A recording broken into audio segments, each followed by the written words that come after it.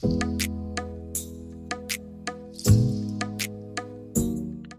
everyone. So today we'll be discussing on the topic digit DP, right? So let's get into the definition part. What does the definition part says here? Say here, digit DP is a dynamic programming technique. We know this, used to solve the problems on numbers by processing them digit by digit. So it is used to solve the problem on numbers by processing them digit by digit. It efficiently counts or optimizes the values over a range of numbers, right? It efficiently counts or optimizes the values over a range of numbers. So this part is very important. While respecting constraints like digit sum, digit count, or the limits. While again respecting the constraints like digit sum, digit count, or the limits, right? So this is it for the definition part. Next, let's move on with the algorithm explanation. So see here, first what we'll do, we'll convert the number n into digits, right? So we'll convert the number n into digits. Then what we'll do, we'll build the number left and right using the DP, right? As we are dealing with the this one, a range actually. Here you can clearly see it efficiently counts or optimize the values over a range of numbers, right? So what we'll do, we'll build the number left to right using the DP, right? That's what we'll be doing. Next, at each digit, we'll track the position. We'll track the position. This one, tight constraint less than or equal to n, and a required state. These three things actually. At each digit, what we'll do, we'll track position, tight constraint, and this one, what do we call required state, like digit sum, right? So we'll be making use of the memoization to avoid the recomputation. So for this, we'll not be going with the tabulation. Instead, we'll be going with the memoization, right? So till now we have made use of the tabulation itself. Most of the time we went with bottom up. So we'll be going with here, we'll be going with a top down approach. We'll be making use of the memoization, right?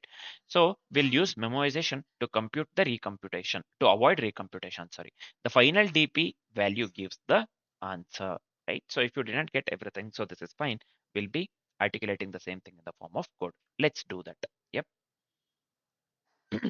1 second. So first thing, what I'll do. So within the main class, first let's go with the global variables. Let's declare some variables globally here. So I'll just go with static char. 1 second.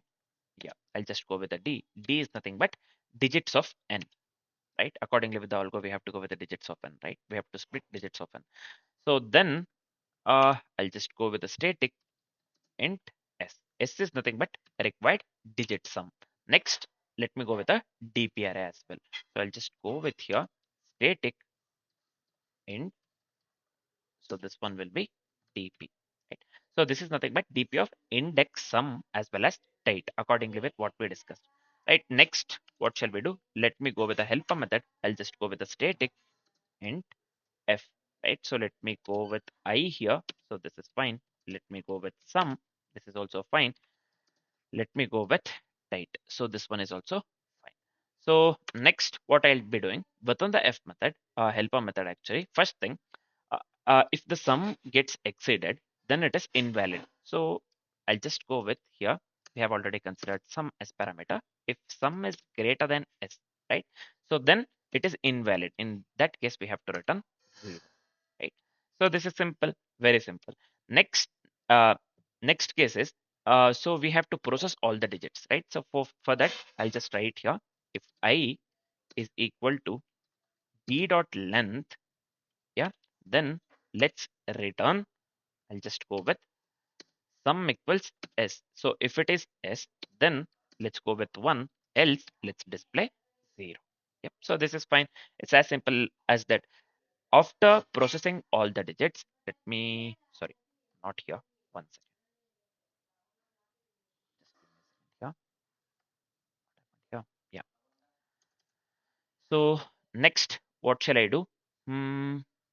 After processing all the digits, so we have to write the if condition. One more if condition. So this one will be if dp of I sum as well as we have to consider tight, right? So this one tight. If it is not equal to -1, then let's return dp of I, same thing, sum as well as type, right? So this is fine. Yep, we are done with this part. Next, we need limit as well. For the limit, I'll just go with the variable lim here. So I'll just give here limit equals type. So that is equivalent to 1. If it is, then we have to display d of I, right? D of I hyphen 0. Yep, so this is fine. Else we'll go with 9. Else we'll display 9. Yep, so let me give 9 here. So this is fine. Then let's go with a result variable. We have to store the result somewhere. So let me go with the result variable here. Let me initialize this one with a 0. Yep, so then let's go with a this one for loop. So I'll just go with int dig equals 0,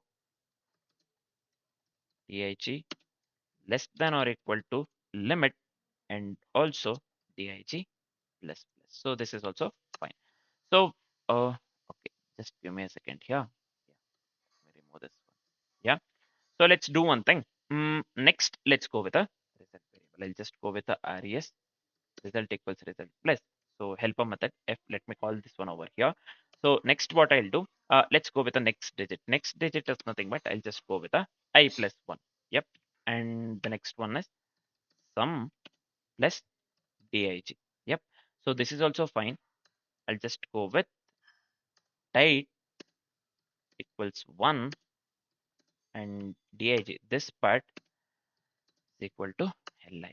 So this is also fine. If it is true, then we'll display 1. If it is false, we'll go with 0. Yep. So this is it for the for loop actually. Let me come out of the for loop entirely. Now all we have to do is we have to return dp of I sum as well as the digit. So this one we have to assign that one to result. Yep.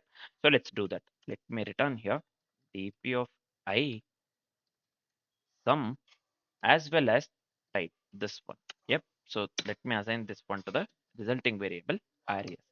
So this is it for the algorithm. So let me format the code so that this looks good. We can just pause the video and have a look into it. Yep, we went step by step, right? So this is it. Now, so we are going with the recursion. See here, we are calling the function here, recursive function f, right?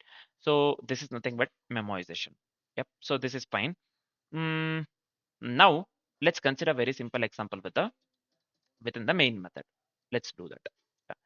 So let's go with a hard-coded number and let's go with a hard-coded digit sum as well.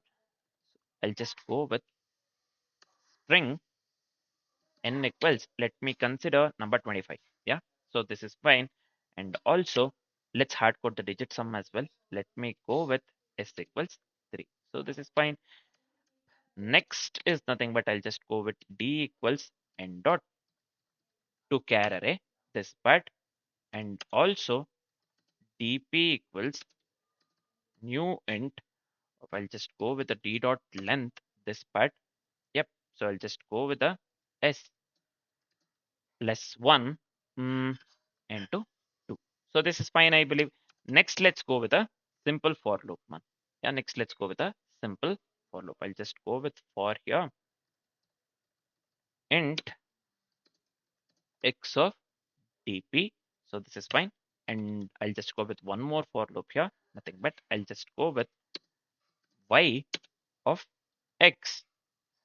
Then let's initially fill them with this one minus 1. Yeah, I'll just pass y here and let me give minus 1 value. Finally, let's go with answer equals, let me call the function f here. F of will start with 0, 0 as well as 1, right? So left will be 0, sum will be 0 as well as right will be 1 initially. So then we have to display the result. So I'll just go with the system out println. Let me pass the result variable, nothing but answer, right? So this is fine. So let me format the code once. Yep. So this is fine, I believe. Yeah, we are done with the coding part. Yep. So let's check for the typos or the errors. I think we do not have any typos or errors, right?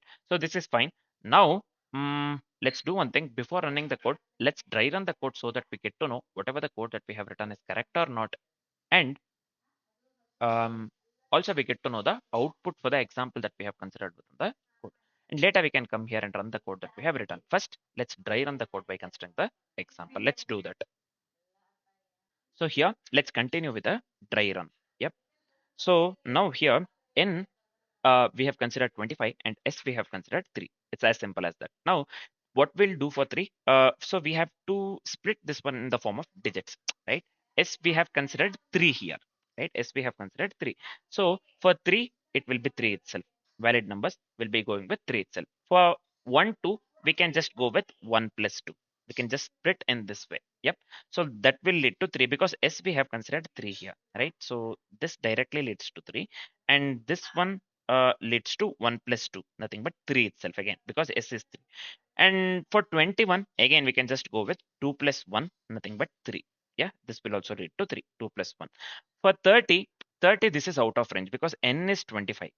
N is 25 here. So this one 30 is nothing but out of range.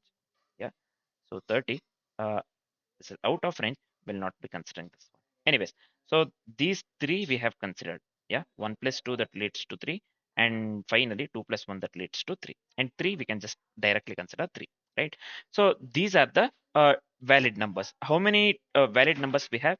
3 valid numbers we have, nothing but 3, 12 as well as the 21. So total valid numbers is equivalent to 3.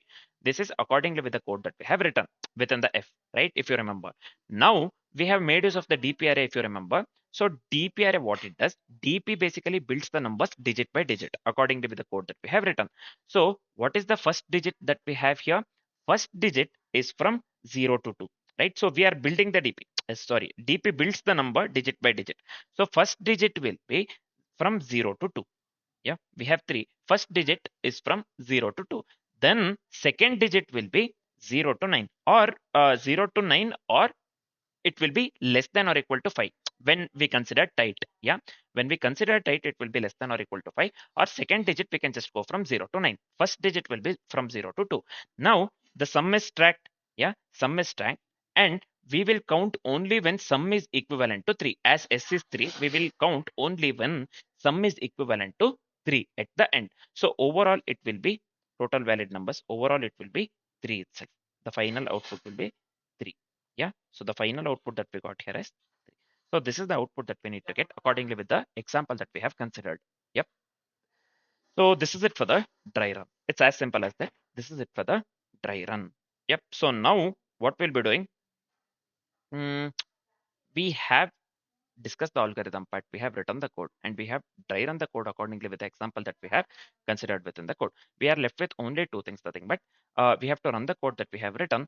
And if everything goes well, if we get the desired output, we have to discuss the complexities for the code that we have written. So first, let's dry run the code. Let's run the code that we have written. Let's do that. So now I have come here to the coding part. Let me run the code that I have written. So I'll just run the code here. So you can clearly see we are getting the output 3. So in the dry run, we got the same output, right? So we are getting the desired output. We have already discussed this one. So we are left with only one thing, nothing but discussing the complexities for the code that we have written. Let's do that. So what will be the time complexity for the code that we have written? It would lead to big O of number of digits. I'll just write NOD here. NOD nothing but number of digits into 5 into 10. Yeah. So number of digits into 5 into 10. So this is the time complexity for the code that we have written. So what would be the space complexity here? Space complexity would lead to big O of number of digits here into 5 into 2. Yep. So this is the space complexity. The time complexity and the space complexity for the code that we have written would lead to big O of number of digits into 5 into 10, and big O of number of digits into 5 into 2. So this is the time complexity and the space complexity for the code that we have written. Yep. So this is it for the digit sum algorithm. Yep. So, and this is the last algorithm that we have this is going to be the last algorithm that we have discussed within the DP based algorithms playlist. Yep. So next, let's move on with the greedy based algorithms. First, we'll be starting with the activity selection algorithm. For now, this is it. Thanks for watching, guys.